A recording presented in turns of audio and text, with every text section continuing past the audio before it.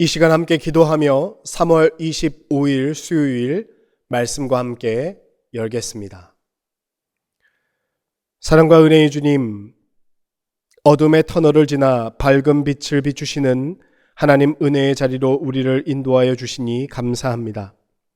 이 시간 주님 예비하신 은혜 안에서 지친 몸과 마음의 피로가 씻기게 하여 주시고, 오늘의 합당한 은혜로 뜨겁고 가득 차 넘치는 삶 살아가게 하옵소서. 말씀을 듣습니다. 듣는 귀가 열리게 하여 주시고, 기도하는 중에 인격적인 신 하나님과 더욱 친밀한 사귐을 경험하게 하시며, 그렇게 내 삶에 조명된 하나님의 뜻으로 교회를 새롭게, 세상을 이롭게 하는 그리스도인 되게 하여 주옵소서. 예수 그리스도의 이름으로 기도하옵나이다. 아멘. 오늘 우리에게 주시는 하나님의 말씀은 마태복음 26장 1절에서 13절 말씀입니다. 주님, 감사합니다. 이 시간에는 13절 말씀만 봉독하겠습니다. 내가 진실로 너희에게 이르노니 온 천하에 어디서든지 이 복음이 전파되는 곳에서는 이 여자가 행한 일도 말하여 그를 기억하리라 하시니라. 아멘. 오늘 함께 살펴볼 마태복음 26장의 말씀은 예수님의 공생의 사역이 마무리되고 이제 십자가라는 구속사역의 정점을 향해 치닫는 전환점의 문턱에 자리하고 있습니다. 오늘 본문은 우리에게 두 가지의 이질적인 풍경을 보여주는데요. 하나는 대제사장의 관정에서 진행되고 있는 암살에 대한 모의이고, 다른 하나는 주님의 머리 위로 쏟아지는 향유 한 옥합의 헌신입니다. 주님은 마태복음 25장에서 제자들에게 양과 염소의 비유로 하나님 나라의 비밀을 가르치신 후에 제자들에게 이렇게 말씀하십니다. 본문 1절과 2절 말씀 함께 보겠습니다. 예수께서 이 말씀을 다 마치시고 제자들에게 이르시되, 너희가 아는 바와 같이 이틀이 지나면 유월절이라 인자가 십자가에 못 박히기 위하여 팔리리라 하시더라. 주님은 자신이 이 땅에 왜 오셨고 무슨 일을 해야 하는지에 대해 명확하게 알고 계셨습니다. 그리고 이제는 정말로 그때가 다 되어서 이틀이 지나 유월절이 되면 자신이 십자가에 못 박히기 위해 팔려갈 것임을 예고하셨죠. 그런데 바로 그 시각, 예루살렘에 있는 대제사장 가야바의 관정에서 유대 종교 지도자들이요, 예수를 어떻게 잡아 죽일지 모여 흉계를 꾸미는 거예요. 본문 3절에서 5절까지의 말씀 함께 보겠습니다. 그때의 대제사장들과 백성들의 장로들이 가야바라 하는 대제사장의 관정에 모여 예수를 흉계로 잡아 죽이려고 의논하되 말하기를 민난이 날까 하노니 명절에는 하지 말자 하더라. 아멘. 여기에서 흥미로운 부분은 바로 종교 지도자들이 예수를 도모할 때를 정하는 장면입니다. 주님은 분명 6월절에 자신이 십자가에 못 박기 위해 팔릴 것이라고 말씀하셨잖아요. 그런데 유대 종교 지도자들은 어떻습니까? 밀란이 일어날 걸 두려워해서 명절에는 피하자고 꾀를 내고 있습니다. 역사와 구원의 주관자이신 하나님의 시간표와 자신들의 기득권을 지키기 위해 상황을 통제하려는 인간의 시간표가 지금 정면으로 충돌하고 있는 것을 성경은 보여주고 있는 거예요. 성경은 이 장면 이후로 예루살렘 인근의 작은 마을 베다니에 있는 나병 환자 시몬의 집으로 급격하게 화면을 전환합니다. 본문 6절과 7절 말씀 함께 보겠습니다. 예수께서 베다니 나병 환자 시몬의 집에 계실 때에 한 여자가 매우 귀한 향유 한 옥합을 가지고 나와서 식사하시는 예수의 머리에 부으니.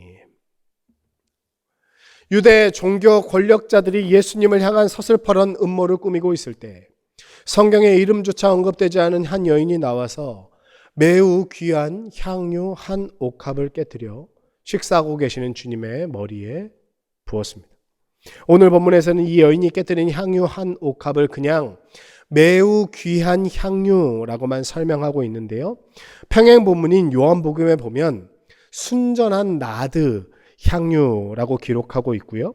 마가복음에 보면 이 향유의 가치가 무려 300데나리온이었다라고 기록하고 있습니다. 한 데나리온이 당시 유대 성인 남성의 하루 품삯이니까요. 300데나리온은 성인 남성의 약 1년치 연봉에 해당하는 엄청난 가치였다는 것입니다. 이처럼 순전한 나드 향유는 주로 왕족이나 귀족의 장례를 준비할 때 사용되었는데요. 그러니까 이 평범한 사람이라고 한다면 평생에 한 번 쓸까 말까 한 그런 진귀한 물건이었습니다.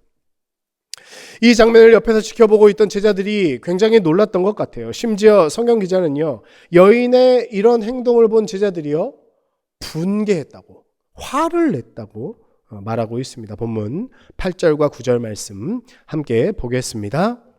제자들이 보고 분개하여 이르되 무슨 의도로 이것을 허비하느냐, 이것을 비싼 값에 팔아 가난한 자들에게 줄 수 있었겠도다 하거늘.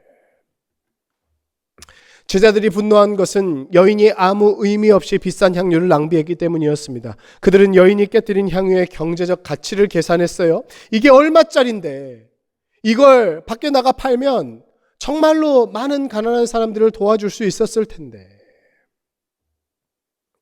앞서 예수를 잡아 죽일 흉계를 꾸미던 종교 권력자들이 자신들의 기득권을 지키기 위한 셈에 밝은 사람들이었다고 한다면, 지금 예수님의 제자들은요, 헛되이 사라져버린 경제적 가치를 따지는 셈에 밝은 모습입니다. 얼핏 보면 종교 지도자들과 예수님의 제자들이 다른 것 같지만요, 양쪽 모두 지금 주님을 앞에 두고 자신들만의 기준으로 가치를 판단하고 있는 거예요.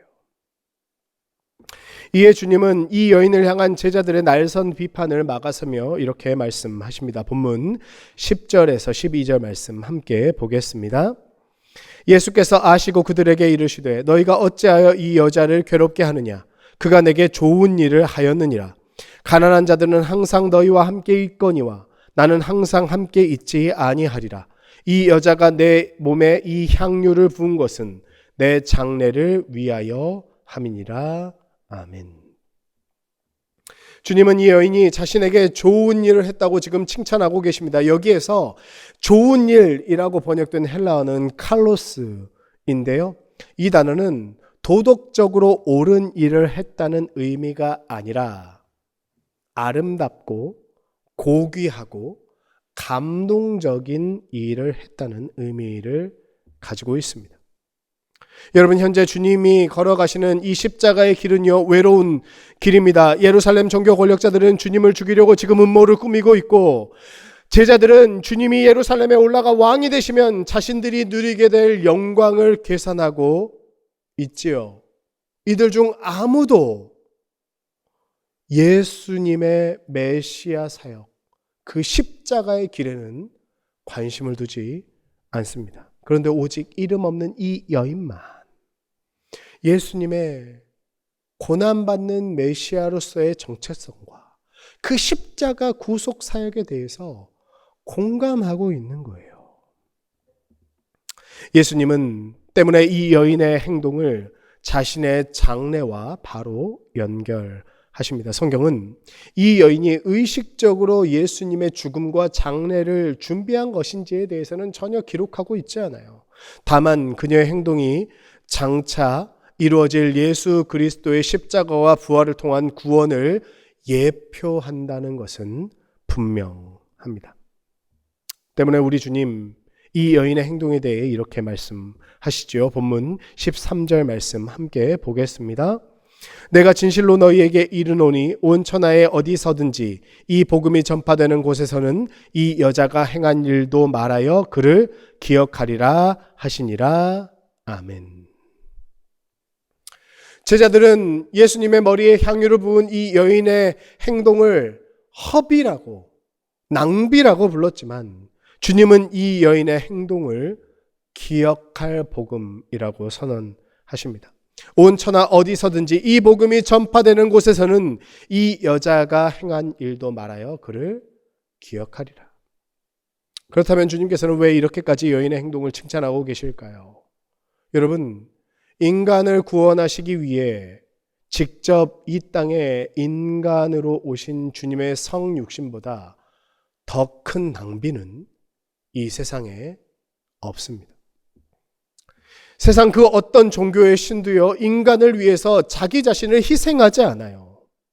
그럼에도 불구하고 하나님은 우리를 사랑하셔서 우리를 구원하시기 위해 세상에 없는 엄청난 비효율과 낭비를 감내하셨습니다. 신이 인간이 되셨고 심지어 십자가 위에서 가장 참혹하게 죽임을 당하셨습니다. 깨진 옥합 사이로 향유가 흘러내렸듯이 십자가 위에서 깨진 육신 사이로 우리 주님의 보혈이 이 땅에 흘러내렸습니다. 수천 년 전 이름 없는 여인이 했던 행동이 오늘 우리들에게까지 전해지는 이유는 아마도 가장 귀한 향유 옥합을 깨뜨린 이 여인의 향기로운 낭비가 우리를 위하여 이 땅에 성육신하시고 중임당하신 예수 그리스도의 모습과 매우 닮아있기 때문입니다. 사랑하는 성도 여러분, 하나님께서 우리를 위하여 베푸신 구원은 효율이 아니라 은혜입니다. 생명을 위해 친히 자신을 비워 낭비하시는 비효율의 극치를 보여주는 그저 사랑입니다.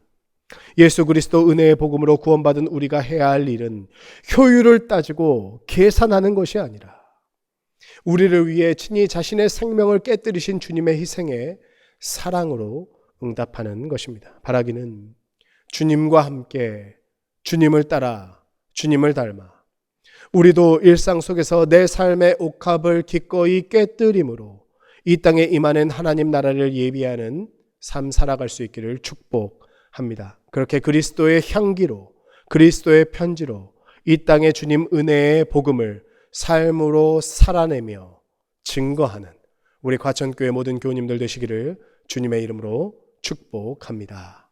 아멘. 기도하겠습니다. 사랑과 은혜의 주님, 우리를 위해 생명이라는 가장 귀한 옥합을 깨뜨리는 놀라우신 사랑에 감사합니다. 유대 종교 지도자들처럼 제자들처럼 효율과 계산에만 밝았던 우리의 강팍한 마음을 회개합니다.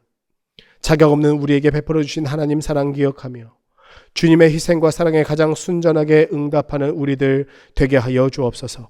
오늘 우리의 일상 위에 복음의 향기가 묻어나게 하여 주시고 우리의 삶이 오직 주님만을 기쁘시게 하는 거룩한 산제사가 되게 하여 주옵소서. 복을 빕니다. 이제는 우리 구주 예수 그리스도의 은혜와 하나님 아버지의 다함없는 사랑과 보혜사 성령님의 감화 감동 교통하심 사귀심의 역사가 이 시간 하나님의 말씀을 듣고 그 하나님의 말씀을 따라 살아가기로 다짐하고 결단하는 모든 주님의 백성들 머리 위에와 이 시간 놓고 기도하는 모든 기도의 제목들 위에 이제부터 영까지 함께 하시옵기를 간절히 축원하옵나이다. 아멘.